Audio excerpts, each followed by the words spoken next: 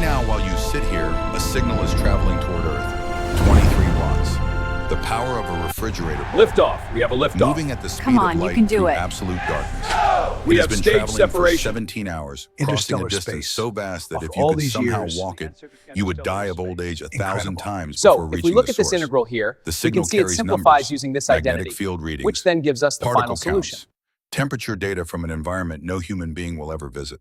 It arrives at 3 massive radio dishes, 70 meters across, scattered across 3 continents, positioned so that at least one is always listening, always reaching out into the black, always waiting for those 23 watts to whisper home.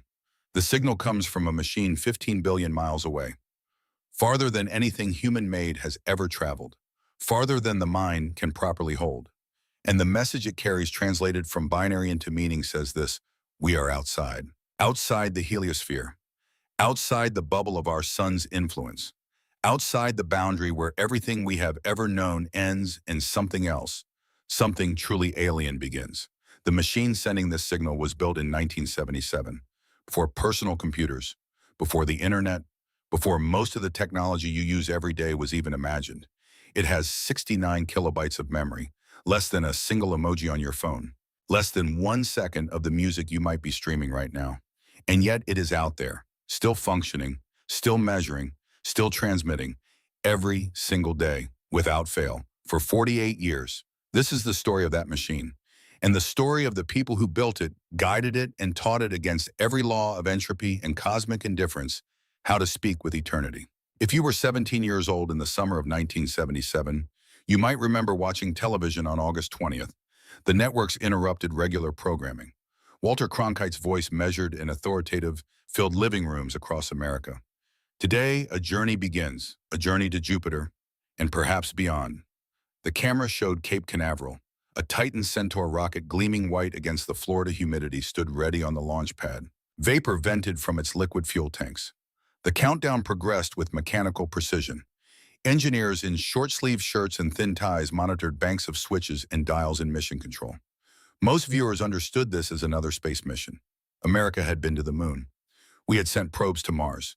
This was one more step in the progression of exploration. But what the broadcast did not say, what could not be said, because it would sound too much like science fiction, was this: the trajectory being executed was not designed to visit planets and return. It was designed to visit planets and then keep going. Out past the orbit of Neptune, out past the scattered rocks of the Kuiper Belt, out into a region of space so empty, so cold, so profoundly far from the sun that no human mind had ever seriously contemplated sending anything there. The rocket was not coming back. Neither was the machine it carried. Inside the nose cone, wrapped in gold thermal blankets that glinted like foil, sat an object roughly the size of a compact car. 1,800 pounds of aluminum, titanium, and copper. A 10-sided frame holding cameras, spectrometers, magnetometers, plasma detectors. Instruments designed to see things human eyes could never perceive, to measure forces invisible and deadly. At the heart of this machine, 3 radioisotope thermoelectric generators.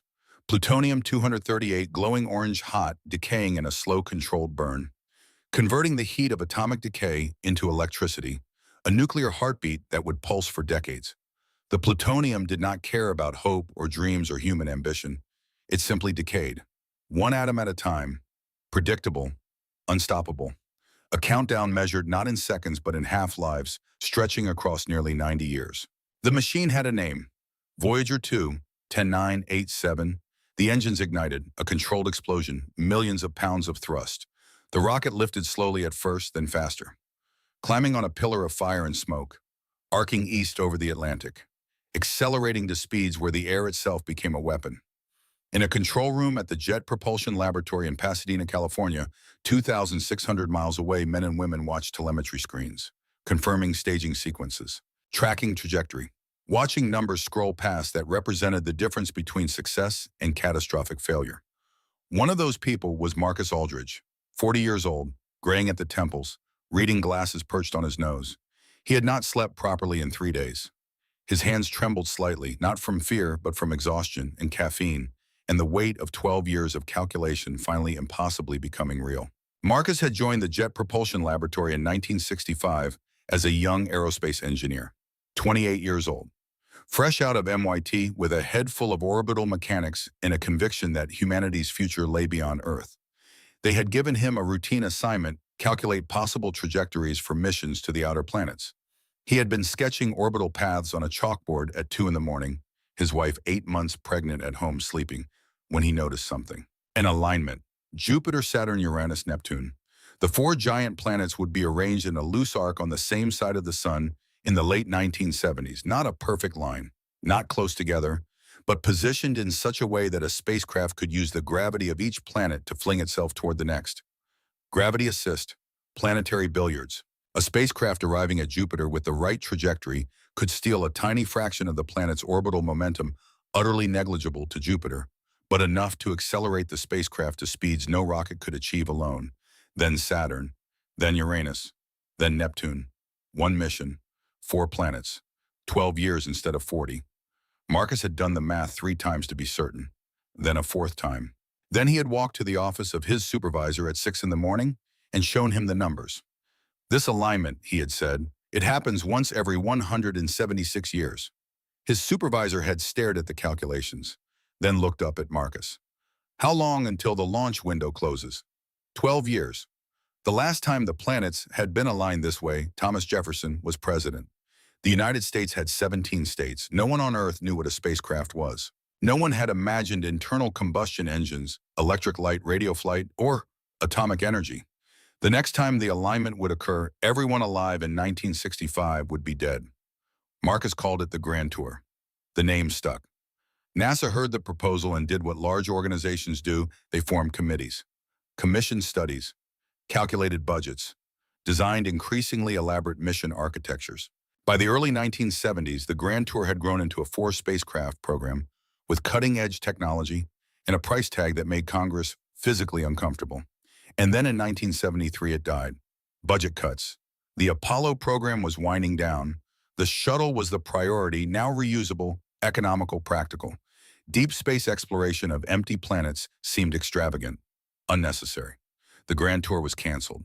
Marcus had stood in his office, holding the memo, feeling 12 years of work dissolve into bureaucratic language and fiscal constraints.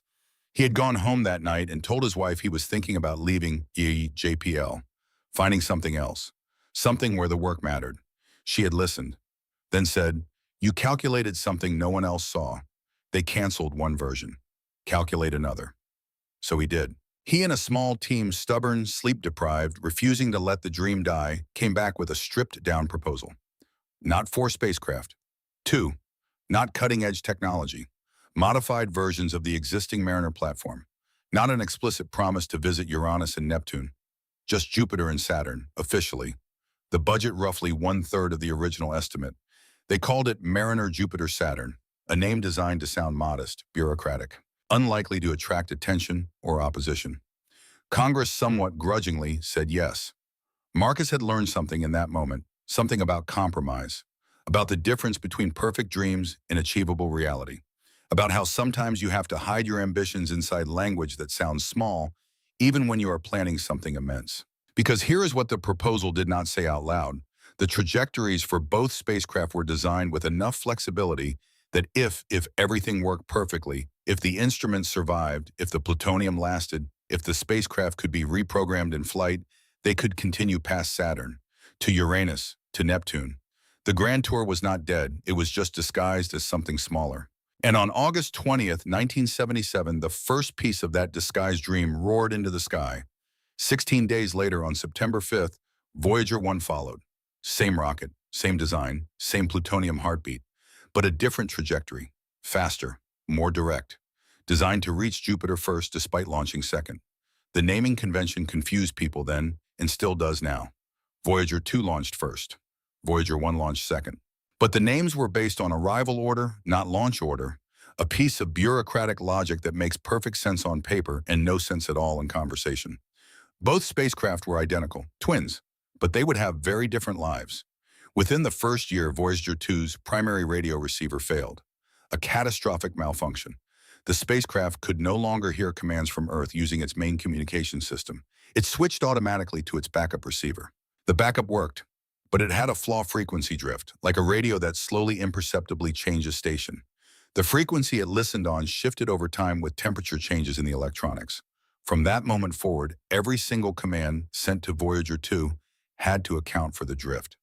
Engineers had to predict across hundreds of millions of miles, across hours of light-speed delay, exactly where the receiver's frequency would be when the signal arrived. One miscalculation meant the spacecraft would not hear the command.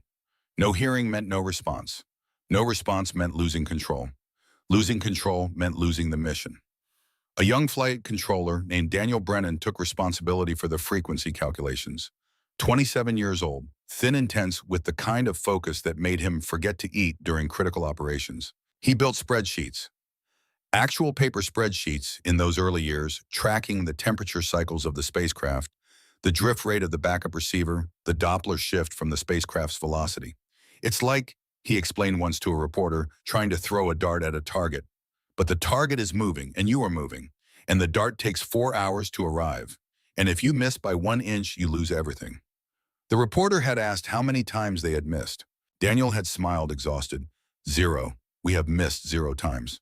That answer would remain true for the next 48 years, but before the spacecraft launched, before the rockets ignited, before Marcus's calculations became metal and fire, there was a decision that had nothing to do with science or trajectories or planetary alignments, a decision about what these machines should carry beyond their instruments, beyond their cameras and sensors, a message. Frank Drake and Carl Sagan had convinced NASA to include a message on earlier Pioneer spacecraft, a simple plaque showing a man and a woman, a diagram of the solar system, and a map using pulsars to pinpoint Earth's location in the galaxy. The plaque had generated both excitement and controversy. Some loved it, some thought it was naive, some worried about broadcasting our location to unknown intelligences. For Voyager, Sagan wanted something more ambitious, not a plaque, a record. An actual phonograph record that could be played, containing sounds, music, images encoded in analog format, greetings in multiple languages, a message that represented all of humanity. NASA gave him 6 weeks. Sagan assembled a small team. One of them was a young woman named Ann Druyan, 27 years old, a writer and filmmaker with a passion for science and art and the intersection between them. She had worked with Sagan before, respected his vision, shared his belief that this mission, these 2 spacecraft leaving the solar system forever, deserved to carry something beautiful.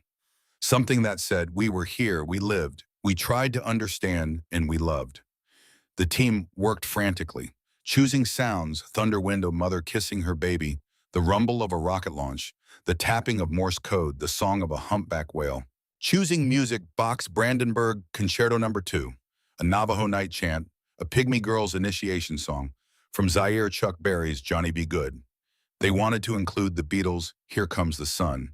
EMI, the record label, refused permission. For interstellar distribution. Anne had laughed when she heard that, a bitter, exhausted laugh. We can send music to aliens, she said, but we cannot use the Beatles. It remains one of the more absurd footnotes in the history of intellectual property law.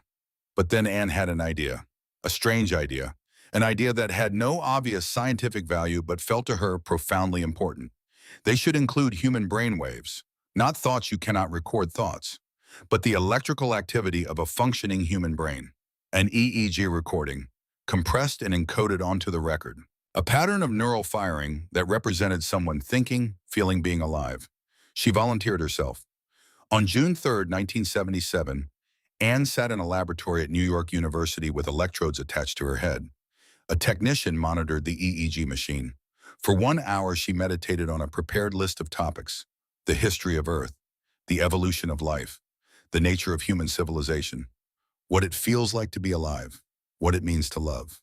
What the technician did not know, what Anne did not tell anyone except Carl Sagan, was that just 2 days earlier, on June 1st, she and Carl had confessed their love for each other over the phone. They had known each other for years, worked together, respected each other, but something had shifted. Some barrier had fallen, and in a phone call that stretched past midnight, they had both admitted what had been building between them: love. So when Anne sat in that lab on June 3rd meditating on what it means to be human, she was not thinking abstractly. She was thinking about Carl, about the feeling in her chest when she heard his voice, about the way time seemed to stop when they talked about the stars. The brain waves of a woman in love were encoded onto the golden record. No one listening would know. No alien civilization, if one ever found the record, would be able to decode electrical patterns into emotion. But Anne knew. And Carl knew. And somewhere out there in the darkness, traveling at 38,000 miles per hour, a phonograph record made of gold-plated copper carries the neurological signature of human love. It will survive for 1 billion years, long after the sun swells into a red giant and swallows the earth, long after every building, every city, every trace of human civilization has been erased. The record will still be intact, spinning silently in the vacuum, waiting for hands that may never come. Anne is 75 years old now, living in upstate New York. In interviews, when asked about the brainwaves, she says, "I wanted something of our inner life to go with the spacecraft, not just pictures and sounds, but the actual electrical reality of being human." Then she pauses. "And I wanted my love for Carl to be part of it, even if no one else ever knows." The record's lifespan, 1 billion years. Earth has existed for 4.5 billion, which means the golden record will endure for roughly 1/4 of our planet's entire history. Your voice if you had sent a greeting, your laughter, your attempt to say hello across the cosmic distance. It will outlast you, your children, your grandchildren, your civilization. Think about that. A thin copper disc plated in gold enclosed in an aluminum jacket. Instructions for playing it etched on the cover in symbolic language. A needle included for the stylus. And inside, the sound of a human kiss. Thunder, a rocket launching. A baby crying, Beethoven, Chuck Berry, greetings in 55 languages, and the brainwaves of love. August 20th, the rocket climbs. Voyager 2 separates from the upper stage, unfolds its magnetometer boom, a long, delicate arm extending away from the spacecraft body to avoid magnetic interference, unfolds its science platform, points its high-gain antenna toward Earth. The signal arrives at the Deep Space Network, 23 watts, already weakened by distance. But clear, in the control room at JPL, people exhale. Some cry. Some simply stare at the screens showing telemetry data, scrolling past in green monospace text. Eleanor Whitmore, the project scientist, stands near the back of the room, 38 years old, wearing a blazer that was professional in 1965 and now just looks dated. She has been with this mission from the beginning. Through the Grand Tour's death and resurrection, through the budget fights and the compromises and the late nights recalculating trajectories. She does not cheer, does not smile, just watches the data, confirming, verifying. Someone asks her, "How does it feel?" She thinks about that, then says, "Ask me in 12 years. 16 days later, Voyager 1 launches. Perfect descent, perfect separation, perfect signal acquisition. Both spacecraft are now climbing out of Earth's gravity well, accelerating toward the asteroid belt, toward Jupiter, toward destinies that will not fully reveal themselves for decades. Marcus Aldridge goes home that night. His wife is asleep. He pours himself 2 fingers of whiskey, something he almost never does, and sits in his backyard looking up. He cannot see the spacecraft. They are already too far, too small. Just metal boxes coasting through the black on trajectories he calculated 12 years ago when he was 28 and idealistic and believed that solving the math was the hard part. Now he knows the math was easy. The hard part is everything else. The politics, the budgets, the compromises, the fear that something will break, that the plutonium will fail earlier than predicted, that a micrometeorite will punch through a fuel line, that some unforeseen failure, a blown circuit, a stuck valve, a software bug, will end everything. The hard part is living with the fact that once the spacecraft leave Earth, you can never touch them again, can never repair them, can only send commands and hope they are received, hope they are executed correctly, hope the machines keep working. And yet, they are out there. 2 machines, carrying messages, carrying instruments, carrying the best and strangest and most hopeful parts of humanity into a darkness that does not care. Marcus finishes his whiskey. He thinks, "They will outlast me. They will outlast everyone who built them." And that thought, instead of being sad, feels like the most profound kind of victory. 73 days after launch, Voyager 2 crosses the orbit of Mars. 147 days after launch, both spacecraft enter the asteroid belt. Hollywood movies had prepared the public for this. The asteroid belt was supposed to be a dense field of tumbling rocks, spacecraft dodging and weaving, near constant collisions. The reality, emptiness. The average distance between asteroids in the belt is 600,000 miles. You could fly a straight line through the belt, and never come within visual range of a single rock. The belt is not a wall. It is a very sparse neighborhood where the houses are millions of miles apart. Both Voyagers sail through without incident, without even photographing a single asteroid, because there simply is not one close enough to bother with. Beyond the belt, nothing, just vacuum, just the slow, steady cruise toward Jupiter, 500 million miles away. The spacecraft travel at 38,000 miles per hour relative to the sun, fast by any human standard. But space is so large that this speed feels glacial. Days pass, weeks, months.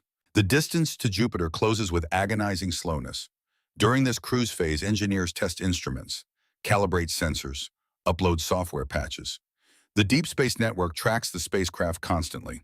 3 massive antennas, Goldstone in California, Madrid in Spain, Canberra in Australia, positioned around the globe, so at least one always has line of sight. The signal strength from Voyager, even at this relatively close distance, is 20 billion times weaker than the power of a digital watch battery, and yet the antennas hear it. 70-meter dishes, weighing hundreds of tons, pointing at a tiny moving speck of metal coasting through the void, listening to a whisper that has traveled millions of miles and arrives so faint it barely registers above the background hiss of the universe. This is not magic, this is engineering. Daniel Brennan spends his days calculating transmission windows, accounting for the frequency drift in Voyager 2's backup receiver. Every command must be precisely timed and precisely tuned. What happens? Someone asks him if you get the frequency wrong. The spacecraft does not hear the command. And then we send it again with the correct frequency. But what if you do not realize you got it wrong? Daniel looks at them, exhausted, patient. We always realize, because we listen. Every command we send, we wait for confirmation. If we do not hear back, we know something failed. We recalculate. We try again. How many times have you had to recalculate? In 342 days since launch twice. It is terrifying, Daniel says, every single time. But he does not stop, does not quit, does not allow himself to imagine failure. Because the spacecraft are depending on him, on all of them. And machines cannot hope or fear or doubt. They only do what they are built to do. They only follow the commands they receive. The humans, fallible, mortal, exhausted, have to be perfect on their behalf. March 5th, 1979. Voyager 1 reaches Jupiter, 466 days after launch, 550 million miles from home. The spacecraft screams past the giant planet at 35,000 miles per hour, cameras clicking instruments, measuring, recording everything. Jupiter fills the field of view, bands of cream and rust and ochre, swirling in parallel stripes. The Great Red Spot, a storm larger than Earth, raging for at least 300 years, dominates the southern hemisphere. Not a simple oval, a churning, layered vortex with smaller storms being pulled into its edges and devoured. The images arrive at JPL hours later. Traveling at the speed of light, engineers crowd around monitors. Scientists stand with mouths open. Some cannot form words, because this is not the Jupiter they expected. Textbooks had shown a few broad bands, relatively stable, simple. This is chaos, beautiful structured chaos, turbulence in layers, eddies within eddies, white ovals, brown barges of descending air. Lightning on the night side thousands of times more powerful than any lightning on Earth. The atmosphere is mostly hydrogen and helium, but trace amounts of ammonia, methane, water vapor create the riot of color. One researcher will later describe it as, someone stirred a pot of butterscotch and forgot to turn off the stove for 3 centuries. Not peer-reviewed language, but accurate. But Jupiter itself is not the revelation. The revelation is the moons. Jupiter has over 90 known moons today. Most are tiny captured asteroids, but 4 are large enough to be worlds in their own right. The Galilean moons, named after Galileo Galilei, who spotted them through his telescope in 1610 and promptly got in trouble with the Catholic Church for suggesting they orbited Jupiter rather than Earth. Io, Europa, Ganymede, Callisto. Voyager's cameras turn toward them, and the universe changes. Io appears first. It is supposed to be dead, cratered, cold, like most moons. Instead, it looks like a burnt pizza. Splotchy oranges, yellows, blacks, whites. Almost no impact craters, which is impossible. Craters accumulate over billions of years. If a moon has no craters, something is erasing them. Something is resurfacing the entire moon. But what a young navigation engineer named Linda Morabito is examining images after Voyager's closest approach. 26 years old, one of the few women in a control room dominated by men. She has learned to spy carefully, to triple-check her work before saying anything, because being wrong even once means months of dismissed ideas and condescending explanations.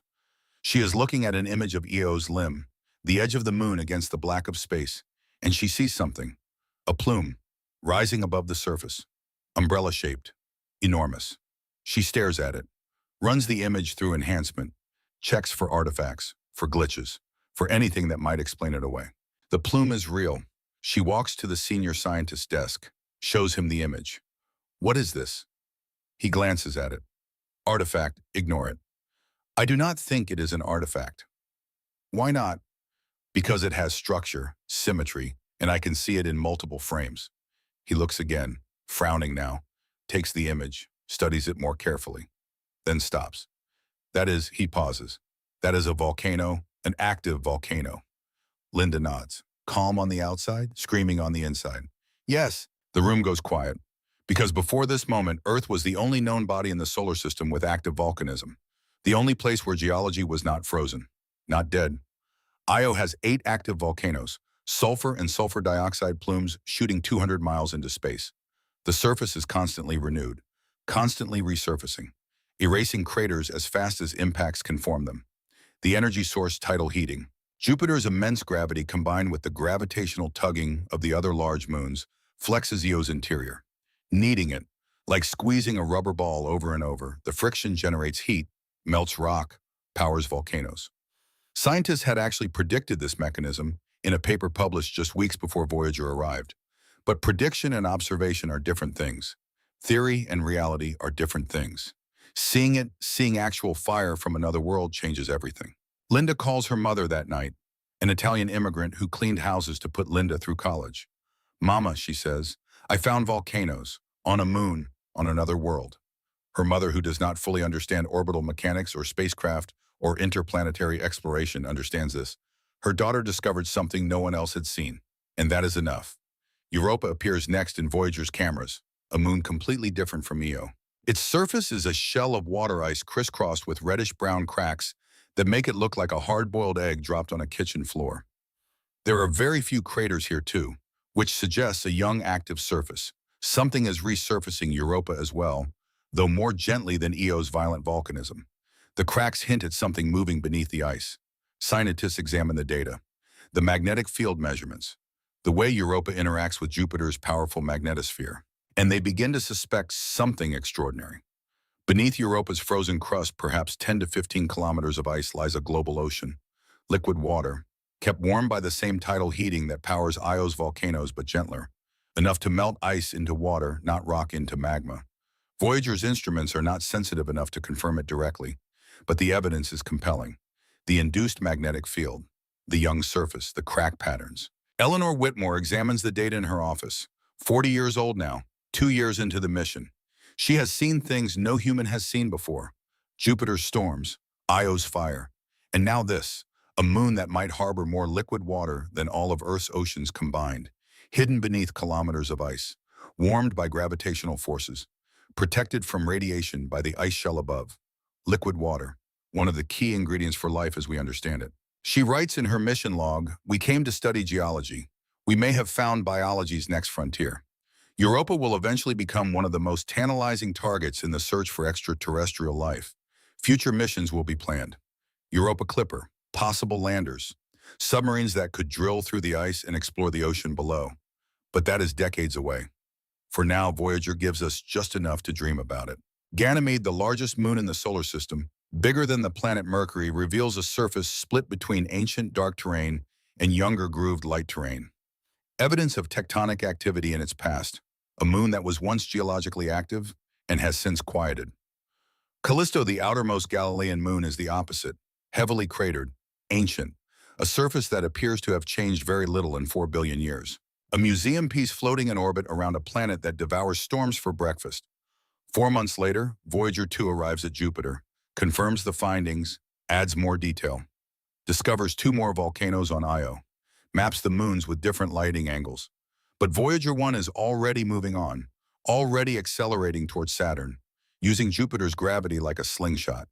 stealing a fraction of the planet's orbital momentum, gaining 35,000 miles per hour of additional velocity. No rocket engine could provide that kind of boost.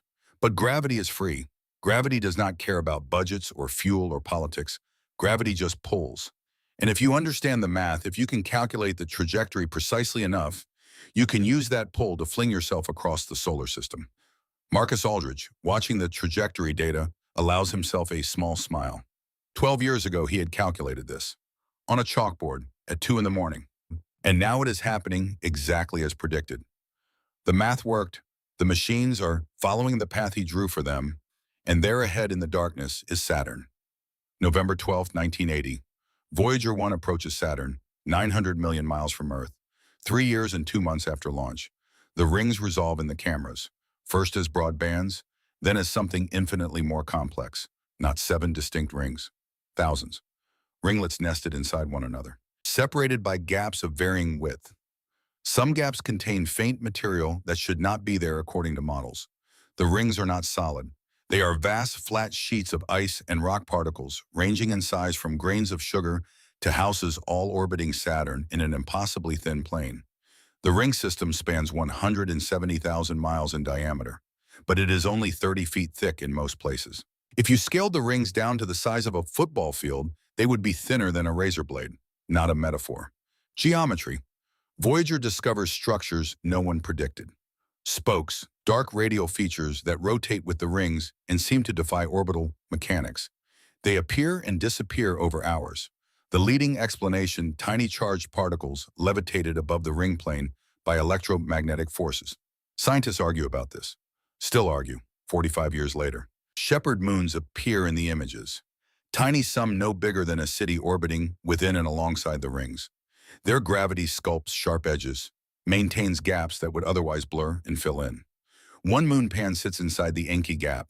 It has a distinctive ridge around its equator that makes it look like a ravioli, though that description will not become famous until the Cassini mission photographs it decades later. But the rings are not why Voyager 1 is here. Voyager 1 is here for Titan. Titan is Saturn's largest moon, the only moon in the solar system with a dense atmosphere, thicker than Earth's, composed mostly of nitrogen with a haze of organic compounds that give it a smooth, opaque orange appearance. From a distance, Titan looks like a fuzzy peach. Up close, it still looks like a fuzzy peach, but a fuzzy peach hiding something. Scientists desperately want to know what lies beneath that haze, what the surface looks like, what the atmospheric chemistry is, whether Titan could teach us anything about early Earth before life arose. To get those answers, Voyager 1 must fly close, very close. But here is the problem. Flying close to Titan means the spacecraft's trajectory will be bent sharply by Titan's gravity. Deflected upward, out of the ecliptic plane, the flat disk where all the planets orbit. Once that happens, Voyager 1 will never visit another planet. No Uranus, no Neptune. The grand tour for Voyager 1 ends at Saturn. Marcus Aldridge sits in a conference room at JPL with Eleanor Whitmore and a dozen other scientists and engineers. They have been debating this for months, running simulations, calculating trade-offs. The choice is binary Titan close approach. Invaluable science about atmospheric chemistry, but no Uranus or Neptune. Or skip Titan. Continue to Uranus and Neptune. Complete the grand tour. Eleanor speaks first, 41 years old now. 4 years into the mission, hair beginning to gray. Reading glasses she did not need when the mission started. Titan's atmosphere contains complex organic molecules. Methane, ethane, hydrogen cyanide, chemistry that may resemble early Earth. We may never get another chance to study this up close. Someone else. But the grand tour of Voyager 2 can complete the grand tour. Silence. Voyager 2's backup radio, Marcus says quietly, has been drifting for 3 years. We have compensated perfectly so far. But Uranus is 5 years away. Neptune is 9. Can we guarantee the radio will still function? Can we guarantee we will still be able to compensate for the drift? Eleanor looks at him. No, we cannot guarantee anything. Then we make a choice. We divide the mission. Voyager 1 studies Titan and leaves the solar system plane. Voyager 2 continues to Uranus and Neptune. Marcus thinks about this. Thinks about 12 years of dreaming about visiting all 4 giant planets with both spacecraft. Thinks about the grand tour as he originally imagined it. Then he thinks about Titan. about organic chemistry frozen in time, about an atmosphere that might hold clues to how life began on Earth. Titan, he says. Voyager 1 goes to Titan. The vote is unanimous. November 13th, 1980, Voyager 1 swoops past Titan. Cameras peer through the haze, cannot see the surface but measure the atmospheric composition. Temperature, pressure. The surface pressure is 1.5 times Earth's. You could stand on Titan without a pressure suit. You would freeze solid in the negative 290-degree cold, and you would suffocate in the nitrogen atmosphere, but you would not explode from vacuum. So that is something. The gravity is low, the atmosphere is thick, which means if you strapped wings to your arms, you could fly by flapping. This is real physics, not speculation. Though no human will ever test it, Voyager 1 completes the flyby. The gravitational deflection occurs exactly as calculated. The spacecraft's trajectory bends upward. Out of the plane, climbing, it will never see another planet. Behind it, Voyager 2 approaches Saturn on a different path, a path designed to preserve its ability to reach Uranus and Neptune. The twins have diverged. One climbs, one runs forward, and the Grand Tour Impossible canceled, resurrected, disguised, executed continues, but only for one of them. August 25th, 1981. Voyager 2 reaches Saturn, confirms what its twin discovered 9 months earlier. The rings, the spokes, the shepherd moons, the complexity that makes textbook diagrams look like children's drawings. But Voyager 2 does not linger at Titan. Its trajectory is carefully designed. Precise. A path that threads between Saturn's moons and uses the planet's gravity to fling the spacecraft outward on a new heading, northeast, toward a pale blue-green dot 4 years away. Uranus. No spacecraft has ever been there. No telescope on Earth has ever resolved more than a featureless disk. Scientists know it exists, know its mass, its orbit, its approximate size. But what it looks like up close, what its moons are like, what secrets it might hold, unknown. Voyager 2 begins the longest solo cruise in the history of space exploration. 4.5 years, nothing to photograph, nothing to study, just darkness, just the slow, patient coast through empty space. The plutonium continues to decay. Predictable, unstoppable. The power output drops by 4 watts per year. Slow, inevitable. Instruments are turned off to conserve energy. Heaters are disabled. The spacecraft grows colder. Components operate at temperatures well below their design specifications, and somehow they keep working. Daniel Brennan continues to track the frequency drift of the backup radio receiver. Every day, every command, calculating, compensating. 32 years old now. 5 years into a mission that was supposed to last 5 years total. He is no longer the youngest person in the control room, but he is still the one who understands Voyager 2's dying radio better than anyone. Eleanor Whitmore coordinates the science planning. What instruments to keep active? What data to collect during the cruise? How to prepare for Uranus? And in Pasadena at the Jet Propulsion Laboratory, a software engineer named Evelyn Katz begins working on a problem that seems impossible.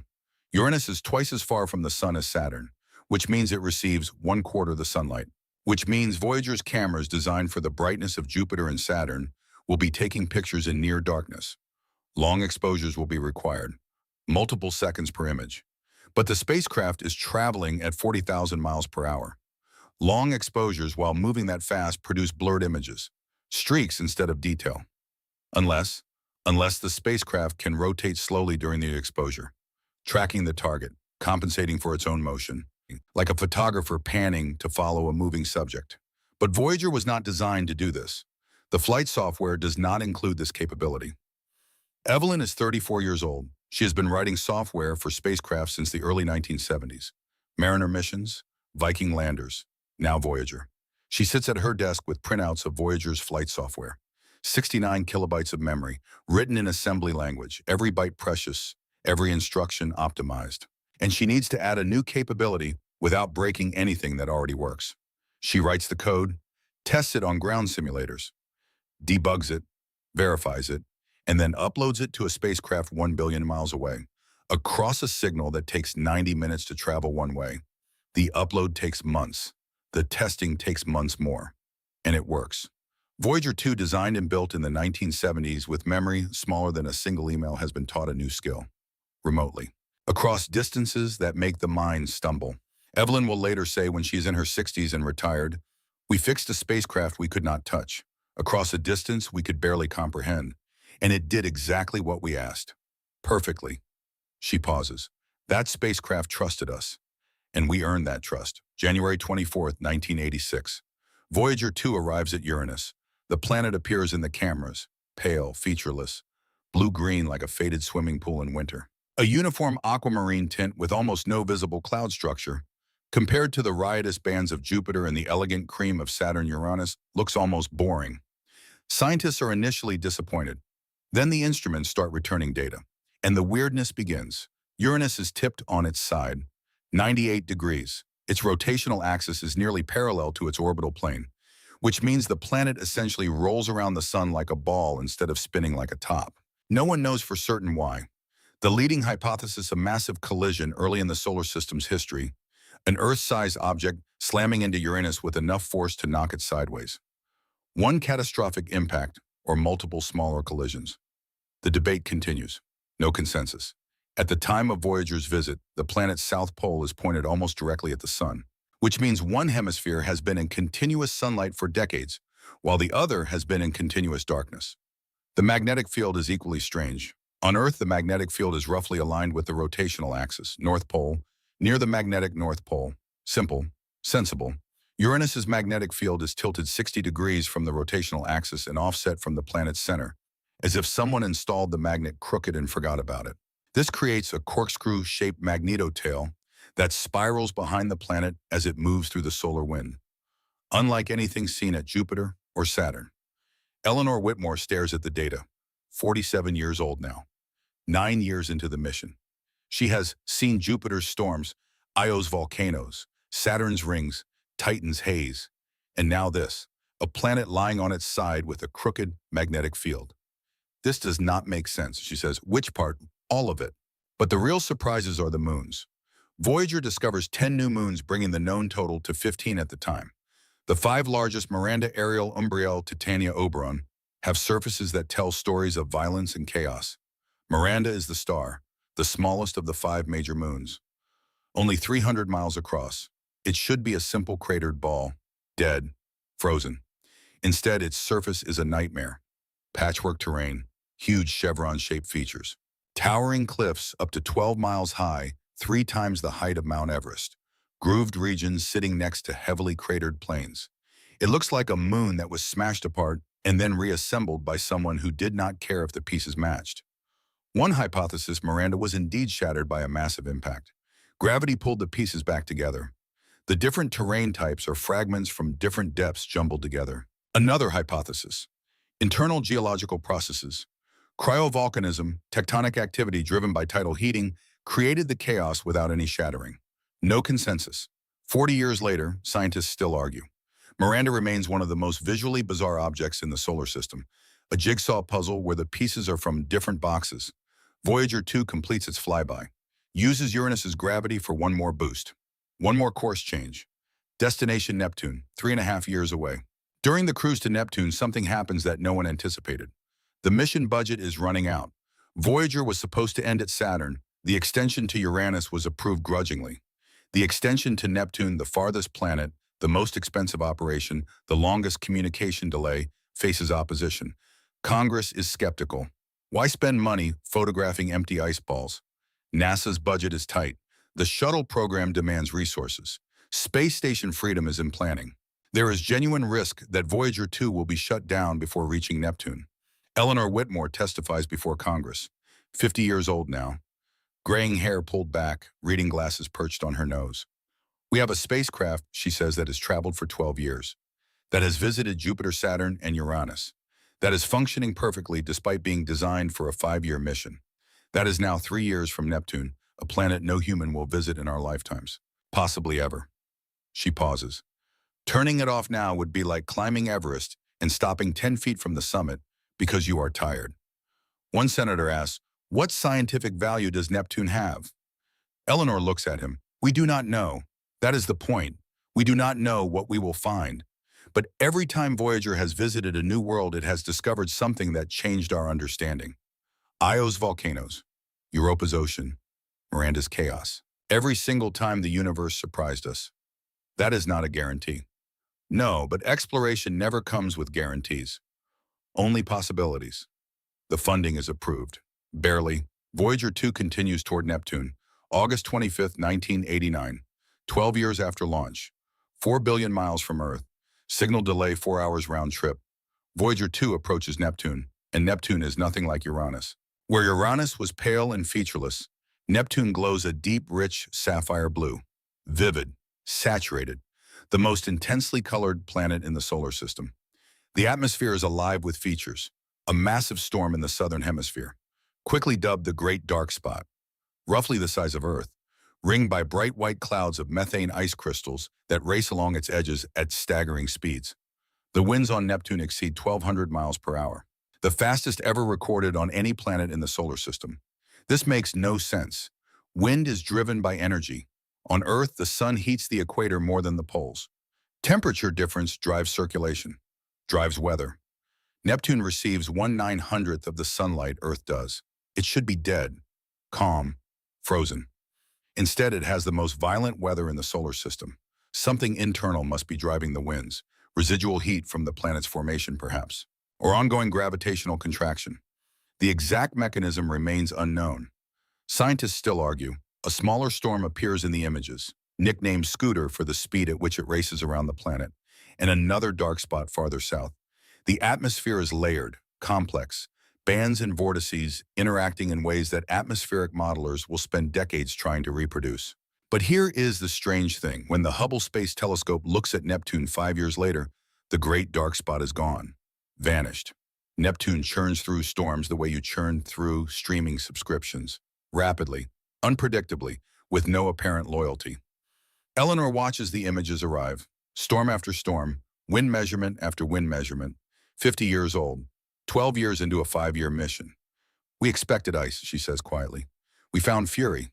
But Neptune itself is not the revelation. The revelation is Triton.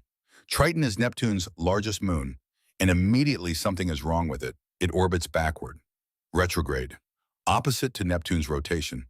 This is not how moons behave. Moons that form alongside their planets orbit in the same direction the planet rotates. Always, without exception, unless they did not form there, unless they were captured.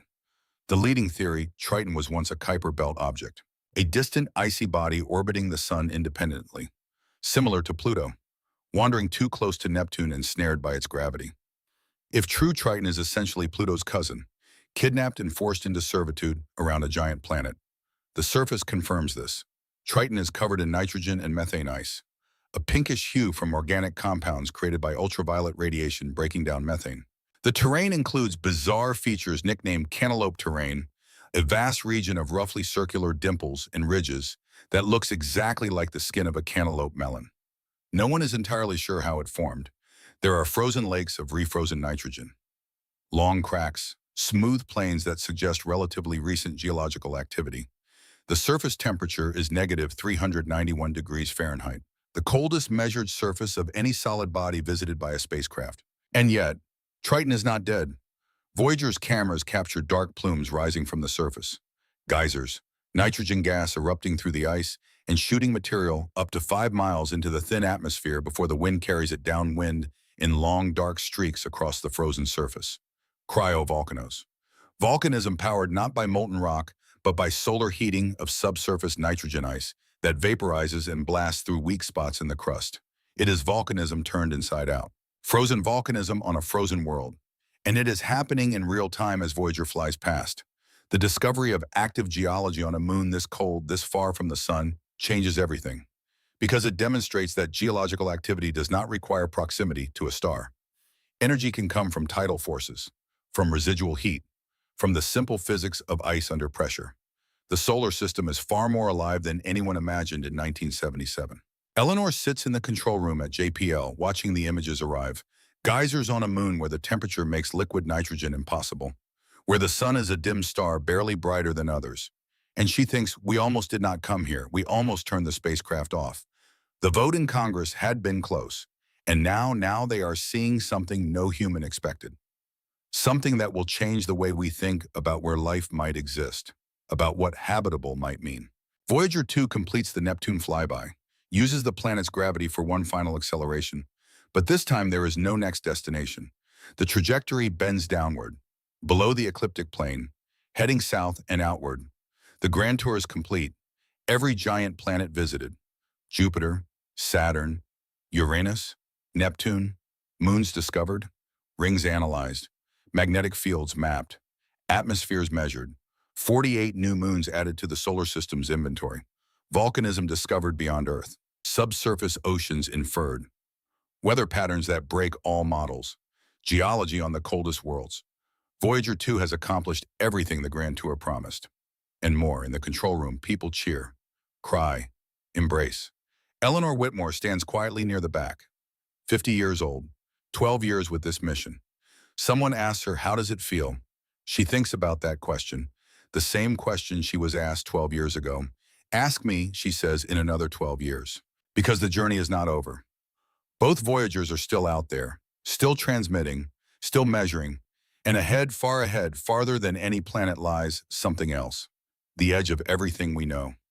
February 14th, 1990, Valentine's Day. Voyager 1 is 3.7 billion miles from Earth. Its planetary mission has been over for nearly a decade. The cameras have been idle. The spacecraft coasting silently through a region of space where there is nothing to photograph. And then a command arrives from Earth, traveling at the speed of light, taking 5.5 hours to reach the spacecraft. The command tells Voyager 1 to do something it was never designed to do. Turn around, point the camera back toward home, take one last picture. This is Carl Sagan's idea.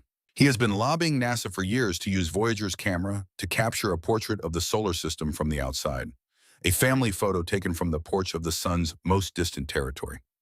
Many at NASA resist. The images will have no scientific value. The planets will be tiny specks barely distinguishable from background noise. Pointing the camera back toward the sun risks damaging the imaging system, and the bandwidth required to transmit the images will take time away from other data. But Sagan persists, with the quiet, relentless charm that made him one of the most persuasive scientists of his generation. NASA agrees.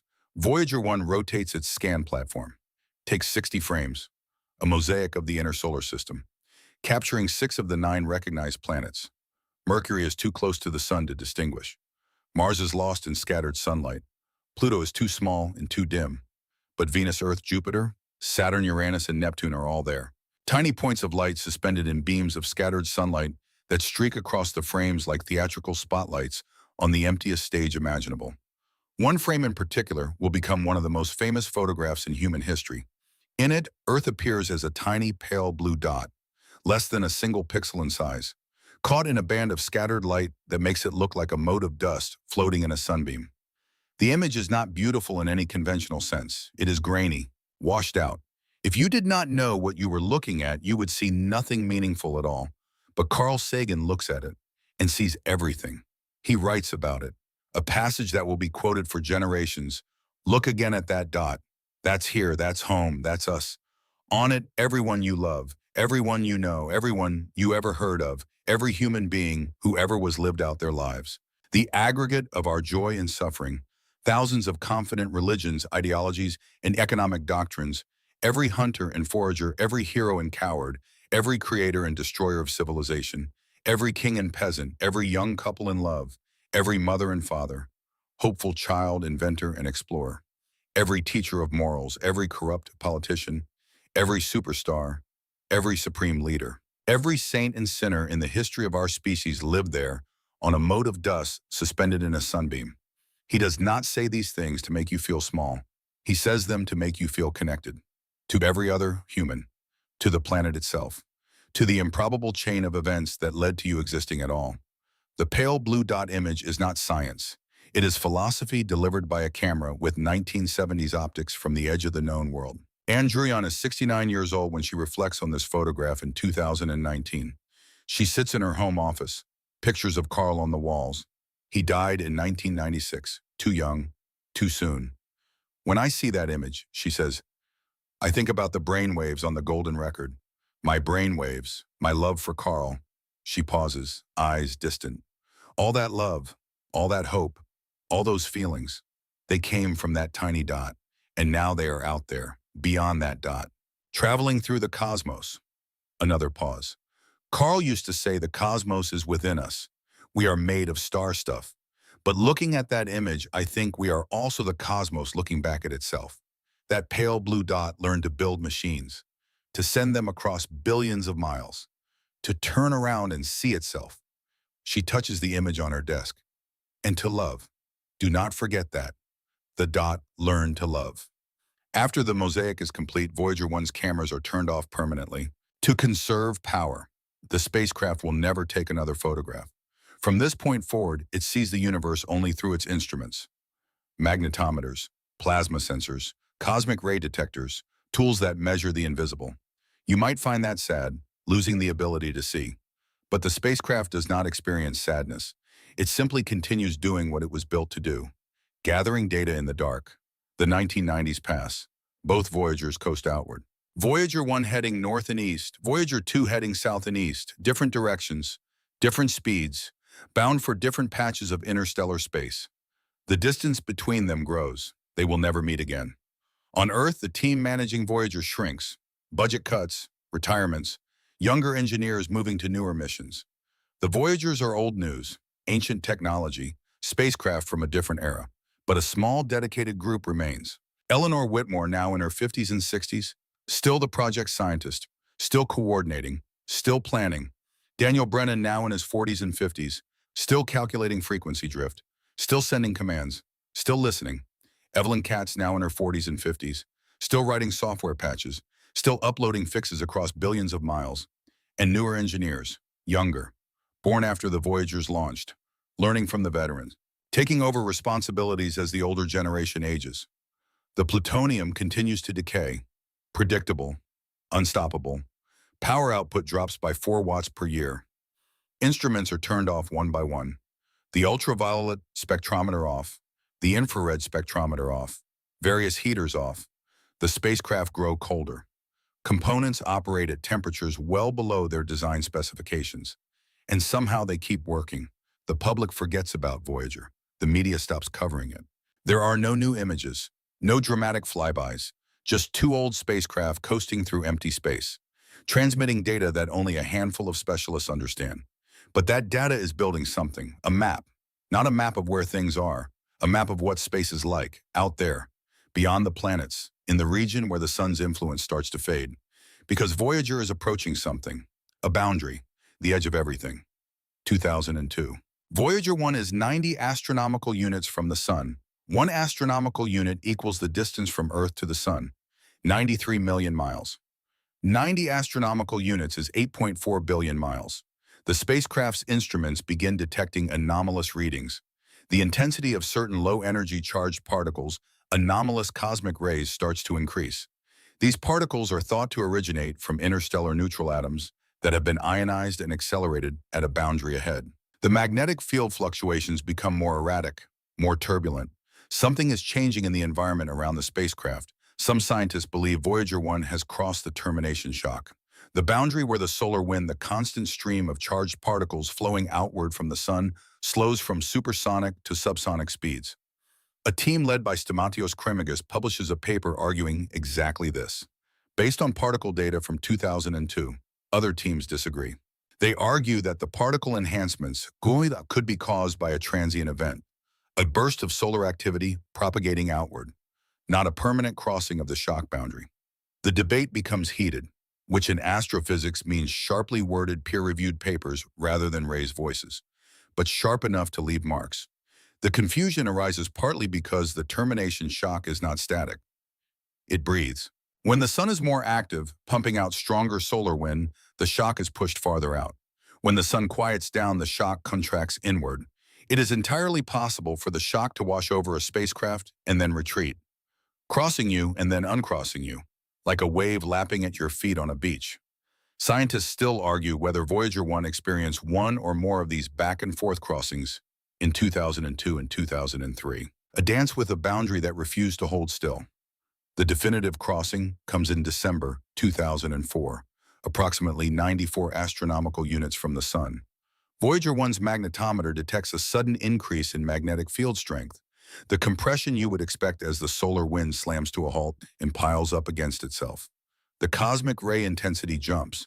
The character of the particle environment changes in a way consistent with the spacecraft now sitting in slower, hotter, turbulent plasma downstream of the shock. This time, most of the scientific community agrees. Voyager 1 has crossed the termination shock, entered the heliosheath, the thick, turbulent region between the shock and the outer edge of the heliosphere. Eleanor Whitmore is 65 years old, still working, still coordinating, 27 years into a 5-year mission. When asked about the crossing, she says, "We are in the buffer zone, not outside, not yet, but closer." How much closer? Years, maybe a decade. The heliosheath is thick. We are measuring it for the first time, learning what it is, where the true edge lies. She pauses. Patience. We have come this far. We can wait. The heliosheath is not what anyone expected. For years, the standard picture was relatively simple.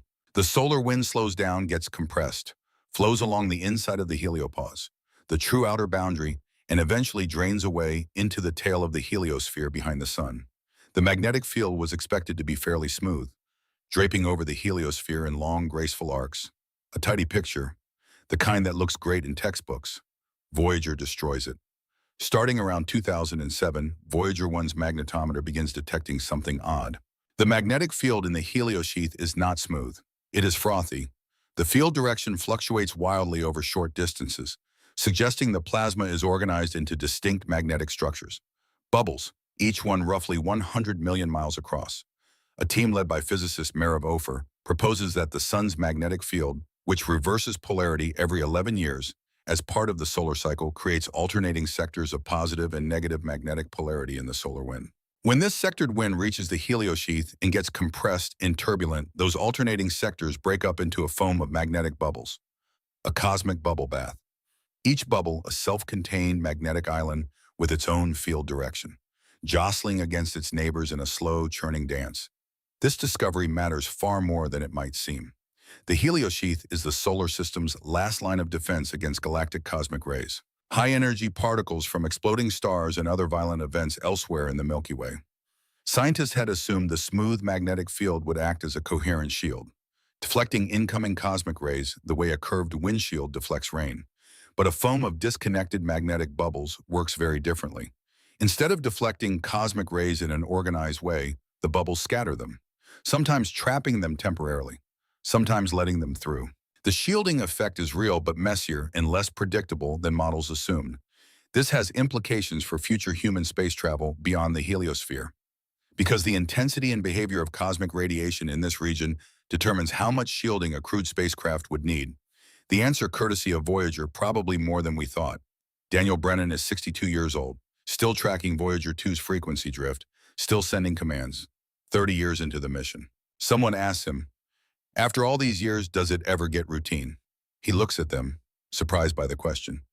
Routine, we are listening to a machine 8 billion miles away, measuring magnetic bubbles in a region no human has ever imagined visiting, compensating for a broken radio that has been drifting for 30 years. He pauses. Nothing about this is routine. Every command is a small victory. Every response is a gift. And the commands keep going. And the responses keep coming. 160 bits per second, slower than a 1960s modem, but sufficient. The data arrives. Scientists analyze it, argue about it, publish papers, refine models. And Voyager 1 continues outward, towards something ahead, something the magnetic bubbles and particle intensities and field fluctuations all suggest is there.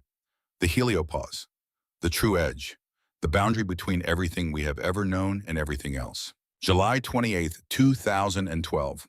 Voyager 1 is 121 astronomical units from the Sun, 11.3 billion miles. The signal takes 17 hours to reach Earth, traveling at the speed of light.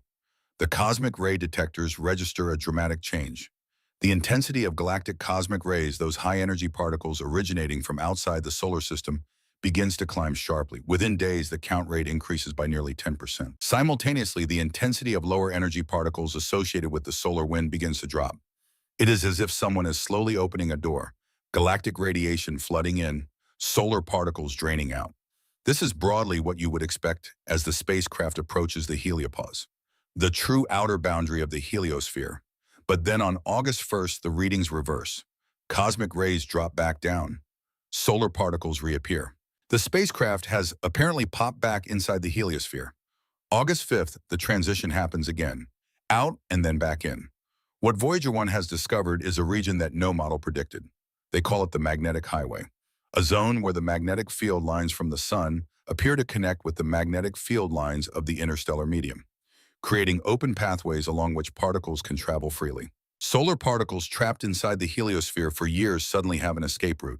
They stream outward along these connected field lines. Galactic cosmic rays previously deflected by the heliosphere's magnetic barrier now have a highway inward. The result is exactly what Voyager observes: a rapid exchange of particles in both directions, two-way traffic on a magnetic road that runs along the boundary of the heliosphere. The magnetic highway is a genuinely new discovery, not in the models, not predicted by any theorist. A boundary layer, a cosmic customs checkpoint where particles are exchanged, but the magnetic architecture has not yet fully changed. And it complicates the already difficult question of when exactly Voyager 1 leaves the solar system. Because here's the problem. If you define the edge by the particle environment where galactic cosmic rays dominate and solar particles disappear, then Voyager crossed during one of those stuttering transitions in late July or early August 2012.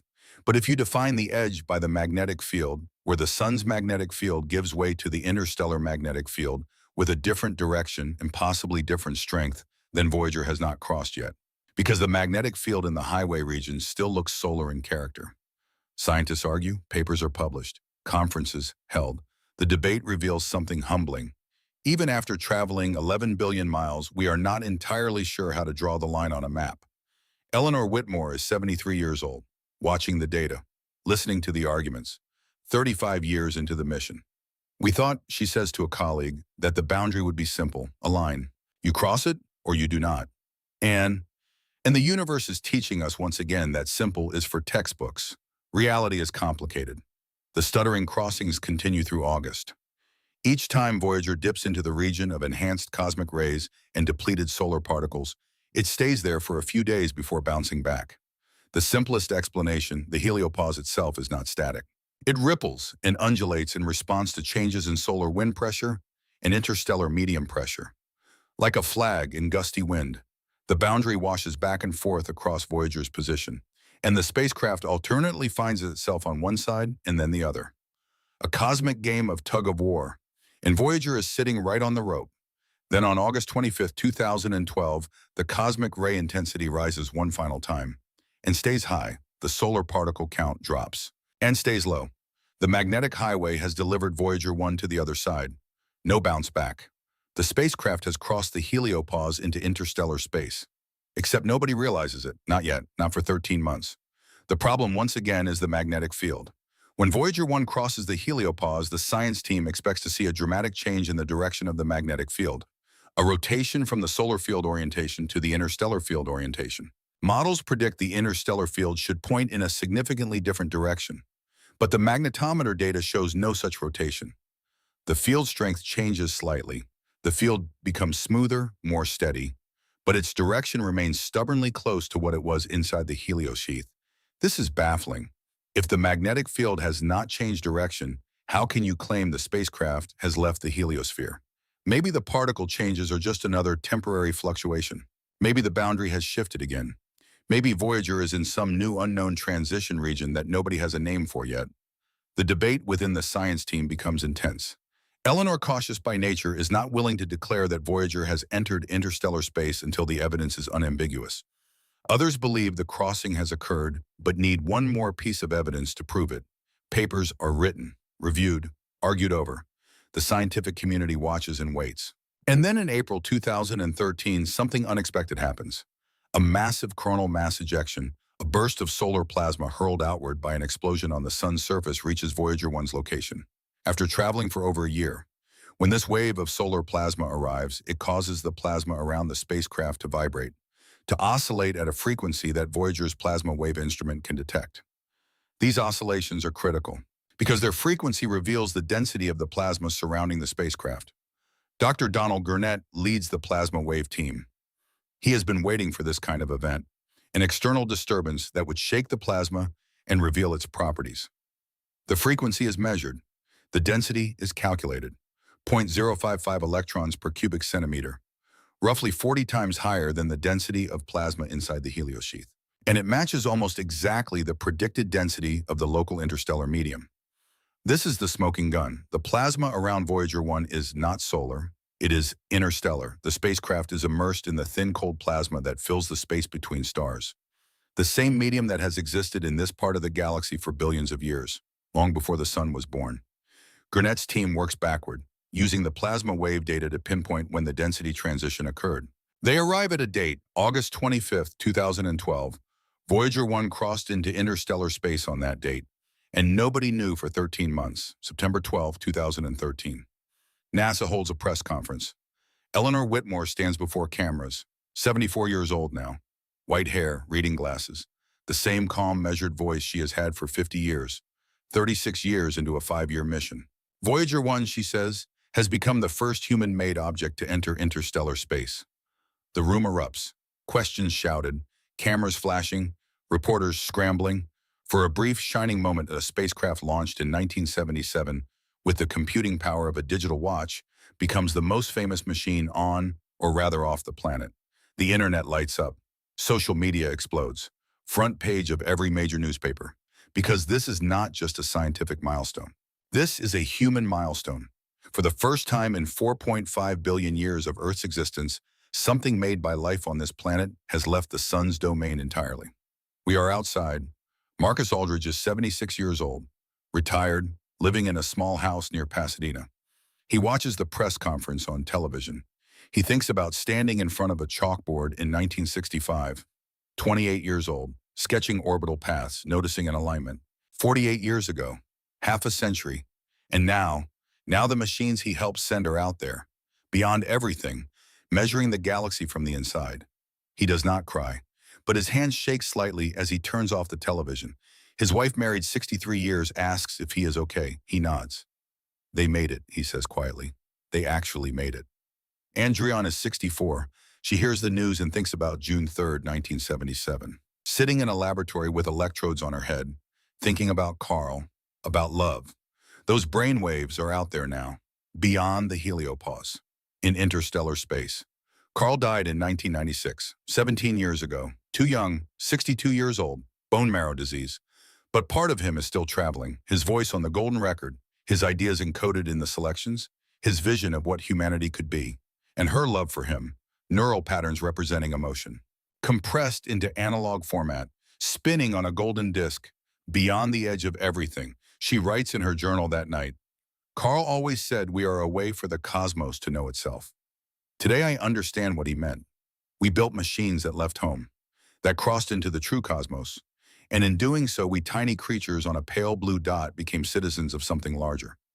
But the mystery of the magnetic field lingers. Why did the field direction not change at the heliopause? Scientists still argue over this question. No consensus has emerged. One hypothesis suggests the interstellar magnetic field near the heliopause has been draped and deformed by its interaction with the heliosphere, bending it into an orientation that happens to align with the solar field. Another suggests the heliopause is not a simple boundary, but a more complex structure, a transition layer where fields from both sides intermingle. A third, more radical idea: the models predicting a sharp magnetic rotation were simply wrong. The interstellar magnetic field in the sun's neighborhood points in a direction closer to the solar field than anyone expected. The debate continues. In journals, at conferences, in late-night emails between researchers who have spent decades studying this boundary. And that is okay, because science is not about having all the answers immediately. Science is about asking better questions, refining understanding, admitting uncertainty while still making progress. Voyager 1 is in interstellar space. The particle environment confirms it. The plasma density confirms it. The magnetic field mystery remains. But mysteries are not failures. They are invitations. Invitations to keep looking, keep measuring, keep thinking. Eleanor says it best: we know more than we did, we know less than we will. That is how it should be. November 5th, 2018. 6 years after Voyager 1's crossing, Voyager 2 reaches the heliopause, 119 astronomical units from the Sun, about 2.5 astronomical units closer than Voyager 1's crossing point, but in a completely different direction. Voyager 1 exited the heliosphere heading north, toward the constellation Ophiuchus. Voyager 2 exits heading south, toward the constellation Pavo. The two spacecraft have effectively punched holes in opposite sides of the heliosphere. And the comparison between their readings is invaluable, because this time, Voyager 2 has an advantage. Remember that broken plasma instrument on Voyager 1? The one that failed in 1980? Voyager 2's plasma science experiment is still working. For the first time, a spacecraft crosses the heliopause with the ability to directly measure the speed density and temperature of the plasma on both sides of the boundary. This is the measurement scientists have been craving for decades. The solar wind plasma flowing outward at reduced speeds through the heliosheath drops to effectively zero within a distance of less than 1 day's travel, roughly 1 million miles. Simultaneously, the interstellar plasma appears, denser, cooler, filling the space the solar wind vacated. The transition is remarkably sharp, not gradual. A wall. One moment you are in solar plasma, the next you are in interstellar plasma. And the boundary between them is thinner and cleaner than most models predicted. This sharpness suggests the heliopause is maintained by a strong pressure balance. A taut membrane stretched between the outward push of the dying solar wind and the inward press of the interstellar medium. But here is where the comparison becomes fascinating. Voyager 1's crossing showed those stuttering back and forth fluctuations, the spacecraft dipping in and out of interstellar territory for weeks.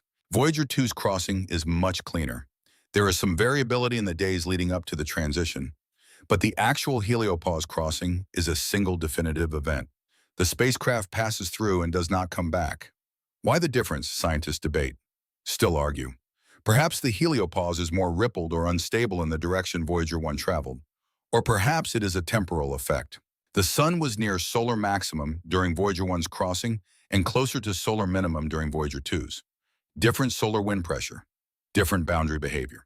The magnetic field at Voyager 2's crossing behaves similarly to Voyager 1's. Field strength increases slightly, field becomes smoother, but no dramatic rotation in direction. The mystery persists, but now it is confirmed across two widely separated crossing points. The interstellar magnetic field, as measured by both Voyagers, appears to be oriented in roughly the same direction as the solar magnetic field in the outer heliosheath.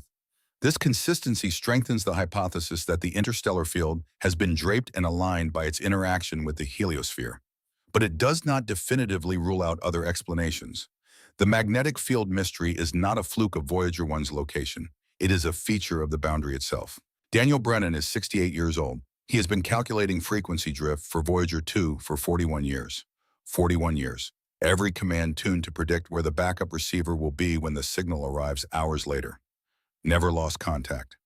Not once, 14,965 days. Perfect. Someone asks him how he feels about Voyager 2's crossing. He thinks for a long moment. Relieved, he says finally. We kept the connection alive long enough. The spacecraft made it. And now we keep listening for as long as the plutonium lasts. 2017. A graduate student at Cornell University named Stella Ocker is analyzing plasma wave data from Voyager 1. 24 years old. Brilliant pattern recognition. The kind of mind that sees structure in noise. She is looking at the data between solar events, between those occasional coronal mass ejections that cause obvious plasma oscillations. And she notices something. A faint, persistent, narrowband signal. Roughly 3 kilohertz. It is not noise, not an instrument artifact. It is real. The interstellar medium itself is vibrating at a low, steady frequency. A hum, continuous, unrelenting, like the barely audible drone of a refrigerator in a quiet house at 3 in the morning. This interstellar hum is a plasma oscillation, a vibration of the electrons in the interstellar plasma at a frequency determined by the local electron density. The frequency is extraordinarily low, 3,000 hertz, within the range of human hearing. If you could somehow convert the plasma wave directly into a sound wave, though you cannot obviously, it would sound like a faint, thin tone. Not particularly musical, not particularly dramatic, but its significance is enormous, because it provides a continuous real-time measurement of the interstellar plasma density along Voyager 1's path. For this discovery, plasma density could only be measured during sporadic events. Those rare moments when a solar shockwave rattled the interstellar medium and caused detectable oscillations. Between those events, which might be separated by months or years, the plasma density was essentially unknown. The hum fills in the gaps. It is always there, always measurable, always whispering the density of the medium through which Voyager is traveling. And what the hum reveals is that the interstellar medium is not static. The plasma density fluctuates slowly over time and distance, rising and falling in gentle undulations, suggesting the presence of low-frequency waves or turbulence in the interstellar medium. These fluctuations are subtle, changes of perhaps 10 or 20% over periods of months, but they are real. The first direct detection of fine-scale structure in the interstellar plasma. Stella publishes her findings. The paper includes an audio rendering of the plasma wave data, pitch shifted into a comfortable hearing range, time compressed so months of data can be heard in seconds. The result is eerie and beautiful, a low, wavering drone, punctuated by occasional brighter tones when solar events excite the plasma. It sounds like wind blowing across the mouth of a vast empty bottle, or a recording from the bottom of an ocean where no light reaches. Media outlets play the recording. Millions of people hear for the first time the sound of interstellar space. It is not silence out there. It is a hum, faint, persistent, ancient, ongoing, vibrating at a frequency set by the density of matter between the stars, a note that has been playing since long before the sun existed, and will continue long after it is gone. Eleanor listens to the recording in her home office, 78 years old now, mostly retired, still consulting occasionally, 40 years into a 5-year mission. She closes her eyes. She thinks, we did that. Imperfect humans with limited budgets and 1970s technology. We sent machines into the cosmos, and they are still singing back to us, still teaching us, still revealing. 2025. Present day. Voyager 1 is 165 astronomical units from the Sun, 15.3 billion miles. Signal travel time 22 hours at the speed of light. Voyager 2 is 138 astronomical units, 12.8 billion miles. Signal travel time 19 hours. Both spacecraft are still transmitting, 160 bits per second. The power output from the plutonium has dropped to roughly 220 watts, less than half the original 470. Instruments have been turned off to conserve energy. The cameras went dark in 1990.